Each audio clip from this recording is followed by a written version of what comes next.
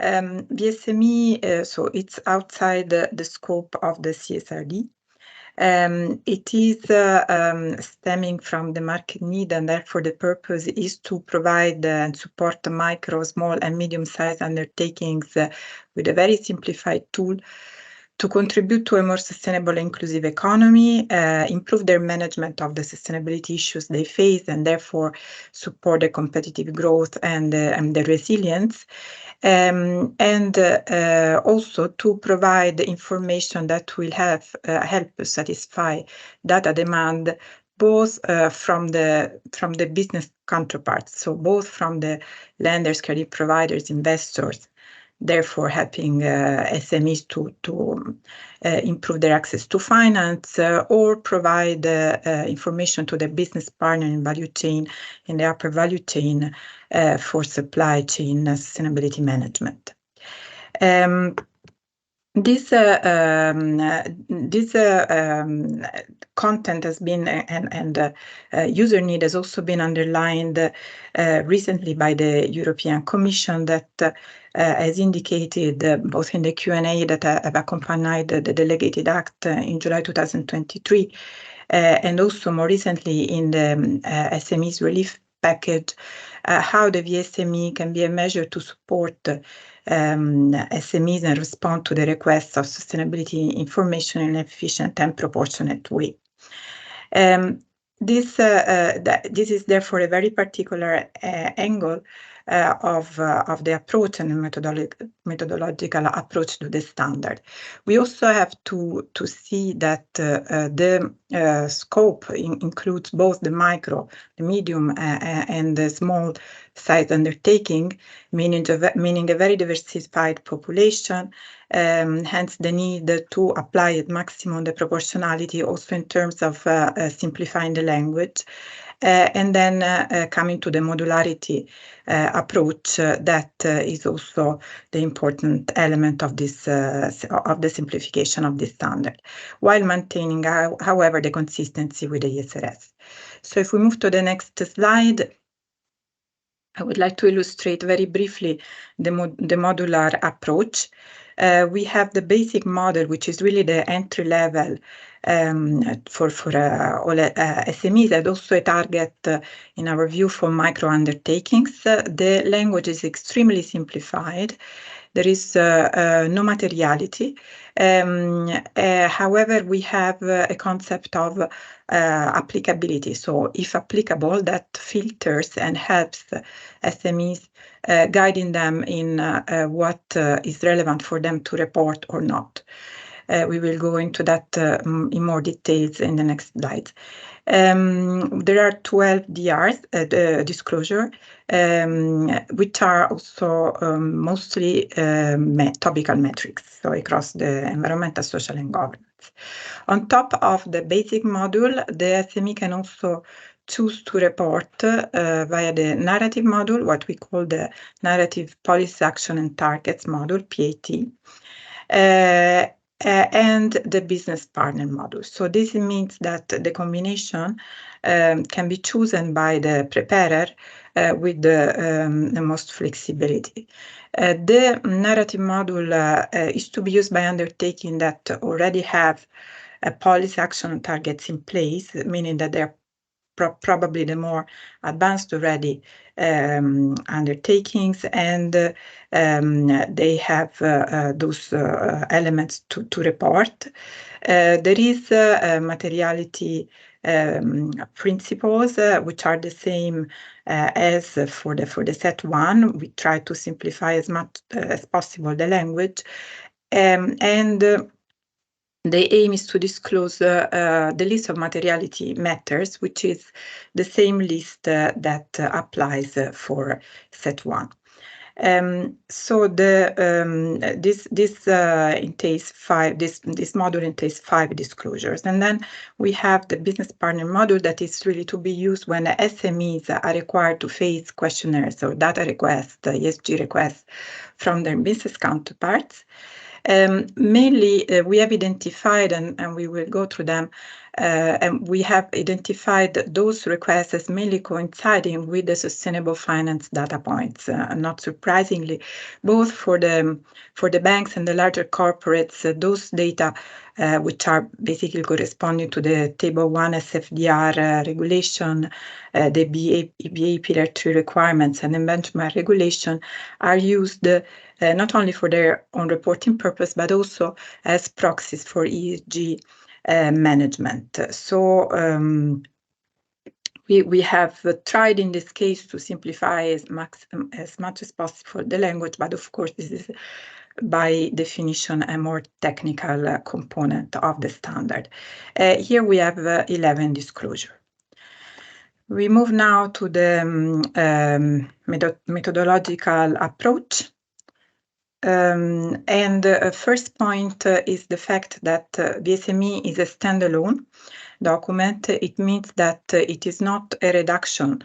We have not started from the ESRS for larger undertakings and then reduced it to develop VSME, but we really started from the different methodological approach that I just explained.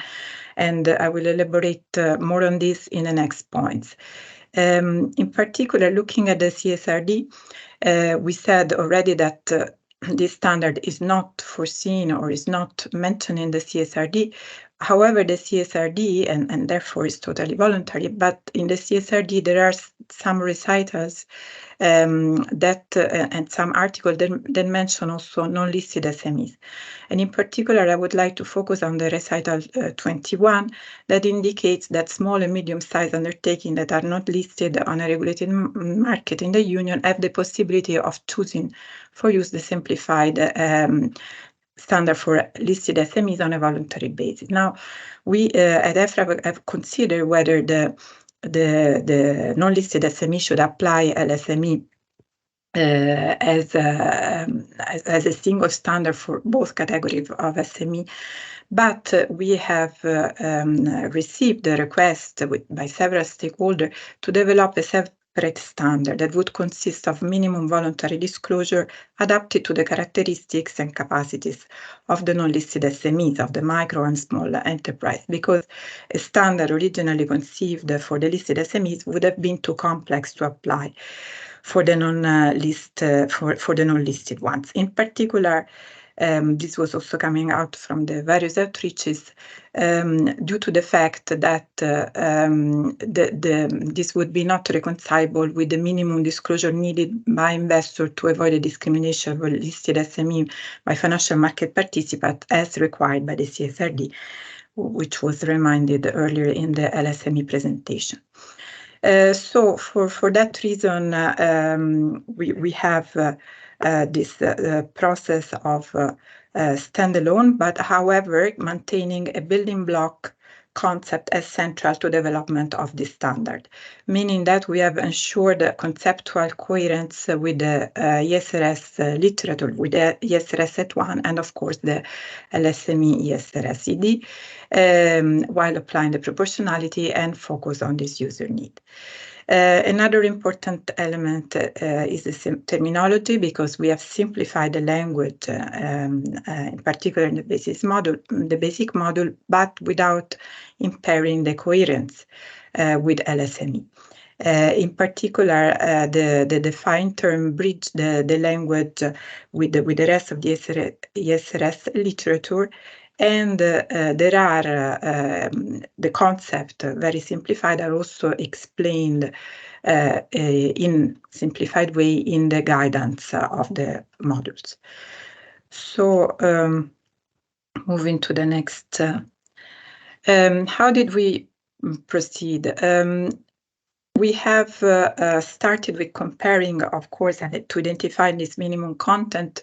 We have compared both the requests of the business partner, the current requests, and also compared other VSME with other existing reporting framework, voluntary reporting framework for SMEs.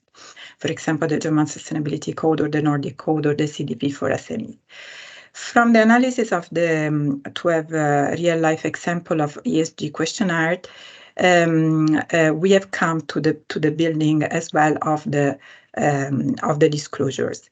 We have looked at a number of a questionnaire of, as you can see in the slide, from central banks, national federation, a credit information provider, rating agencies, and also international initiatives that are already existing as platform to collect and bridge the data gap between the business counterparts, the banks, the lenders, and the larger company in the supply chain, in the upper supply chain, and the SMEs reports. So those are already existing. We have analyzed it. We're talking about thousands of SMEs and substantial number of banks and large corporates involved in those initiatives, and we have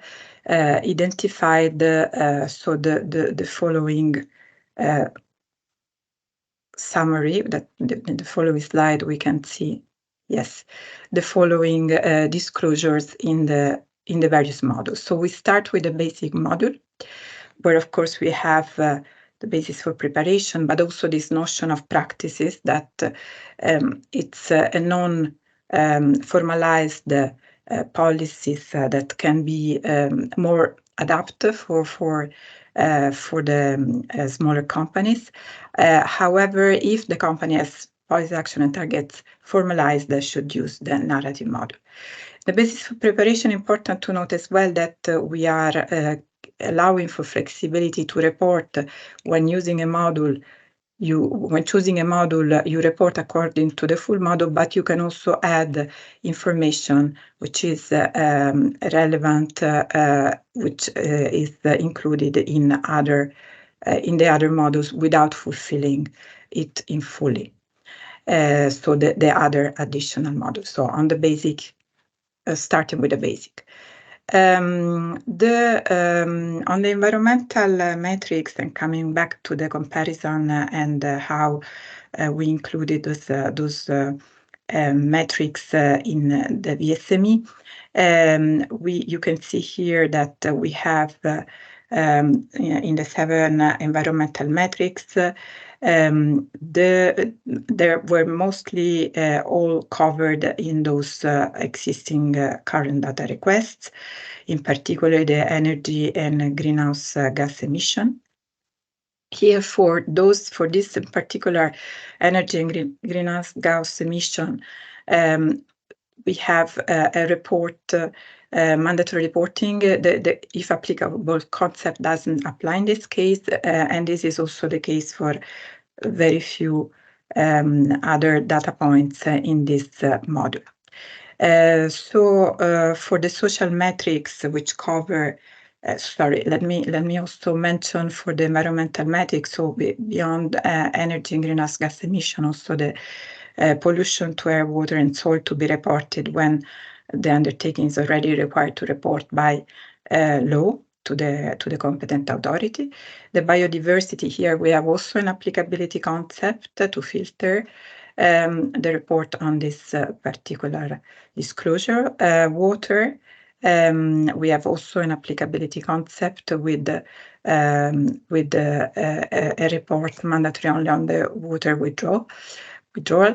On the B7, the resource use, circular economy, and waste management, we have a combination of, if applicable, because this is linked also to manufacturing, construction process, and 2 data points which are instead always to be reported. On the social metrics, B8, the workforce general characteristic, you can see this is also mostly found in all current data requests we could analyze. The benign, the workforce health and safety, although this is less recurrent, it was indicated and identified as a key core information to come through VSME, in particular, as most companies are already reporting for legal reason this information. And then the workforce remuneration, collective bargaining, and training, also very recurrent in actual data requests. And the last one, the B11, the works in the value chain affecting community, consumer, and end user, instead was not found in any of the questions. So the reason of including this in the basic module was due to the reaching the consensus in the final board deliberation, as some sustainability reporting board members consider this an essential requirement, an essential disclosure for SMEs. Finally, and there will be specific questions in the consultation for the disclosure. Finally, on the governance metric, convictions and fines for corruption and bribery, this was also quite recurrent in the various questionnaires. Also here, there will be specific questions in the public consultations. For the narrative PAT module, you can see here that there are also quite a number of recurrences in current data requests from business counterparts. For the N1, we have discussion on the strategy, business model, and sustainability-related initiatives. For the N2, the material sustainability matter, as explained in the introduction, with the list of the sustainability matters to be reported.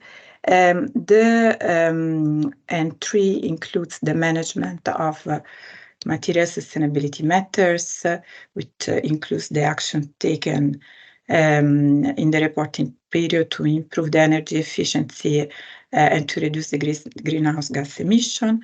The policy action and targets in relation to workers in value chain and or consumers and users and or affected communities. And then finally, the action taken to address breaches in procedures and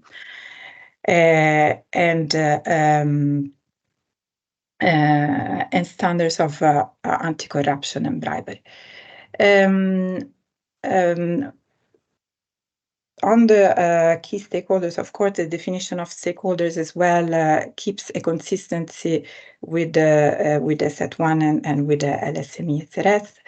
And finally, on the N5, the governance responsibility in relation to sustainability matters is required. Again, on the principle that those should be already in place. The business partner module contains, as I said, 11 requirements. Though this is obviously the module that is closer in terms of user needs to the specific requests of the business counterparts, and includes, and you can possibly recognize in the list the indicators that are stemming from the ESFDR benchmark or the Pillar 3 regulation. However, let me recap briefly the disclosures, which are the BP1, so the revenues from certain sectors, the BP2, the gender diversity ratio in governance body, the BP3, the GHG emission reduction targets, the BP4, the transition plan for climate change mitigation, BP5, physical risk from climate change, BP6, hazardous waste and or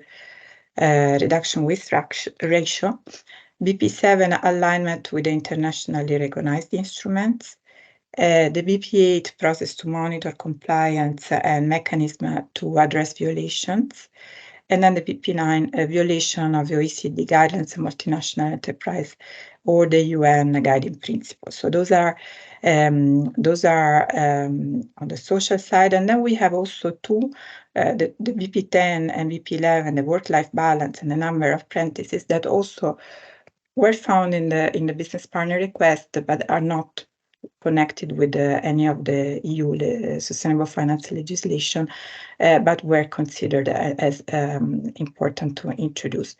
One element also would like to stress is the fact that we have not included the scope 3 emission as it was perceived, or it was confirmed in various outreaches that we have run before the finalization of the exposure draft as very complicated for smaller companies when appropriate tools are not yet available to them in terms of simplification. However, there is also in the business partner module an entity-specific consideration for reporting scope 3 GHG emission, where it is underlined the link with the certain sectors where the undertaking may operate in, which would trigger the